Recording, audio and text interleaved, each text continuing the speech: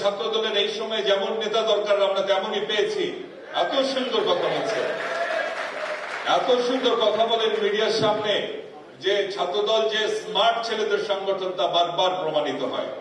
আমি রাকিবার নাসিরকে ধন্যবাদ জানাচ্ছি যে তোমরা আমাদের এই সংগঠনের মর্যাদা ধরে রেখেছ। ভাইরা আমার, ছাত্রদল ট্যালেন্টদের সংগঠন, সুতরাং ট্যালেন্ট খুঁজবে, এটাই তো স্বাভাবিক। আজকে এতক্ষণ আমরা তেলাওয়াত শুনলাম, আমরা পবিত্র কোরআনের বিভিন্ন অংশ আমাদের ছোট্ট ছোট্ট ভাই বোনেরা উচ্চারণ করলো। আমরা হারিয়ে গিয়েছিলাম সেই জগতে।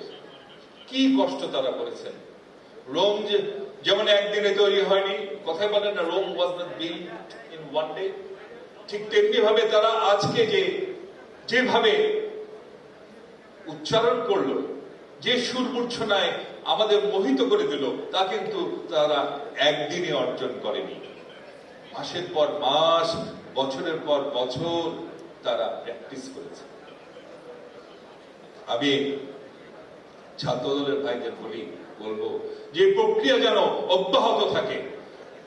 মেধাবীদের, গুণীদের খোঁজার এই যে প্রক্রিয়া চলছে, শুরু করেছে জাতীয়তাবাদী ছাত্রদল, প্রতিটি ক্ষেত্রে যেন তা অব্যাহত থাকে। অত্যন্ত অ্যালার্মিং একটি বিষয় তা হচ্ছে আমাদের মেধাবীরা, আমাদের গ্রামাঞ্চলে যে মেধাবীরা, তারা কিন্তু এখন খুব একটা এগুতে পারছে না। এক সময় বাংলাদেশের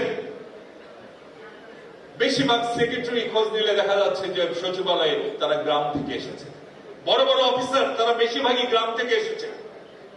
বড় বড় কবি, সাহিত্যিক, পলিটিশিয়ান তারা সবাই গ্রাম থেকে এসেছে। বড় বড় ডাক্তার, ইঞ্জিনিয়ার তারা সবাই গ্রাম থেকে এসেছে। কিন্তু শিক্ষার বাণিজ্যিকরণ এবং নগরায়নের যে আজকে দুঃখজনক প্রচেষ্টা অব্যাহত চলছে, তাতে কিন্তু আমাদের গ্রামের ট্যালেন্টরা না হারিয়ে যায়। তাই জাতীয়তাবাদী ছাত্র দলকে বলবো, প্রতিটি ক্ষেত্রে, বিশেষ করে গ্রামের দিকে, বিশেষ করে আমাদের জেলাগুলোতে যারা একটু পশ্চাৎপদ, সেদিকে নজর দিয়ে সেখান থেকে প্রতিভাবান ছেলে মেয়েদের আমাদের বের করে আনতে হবে এবং তাদের এগিয়ে দিতে হবে।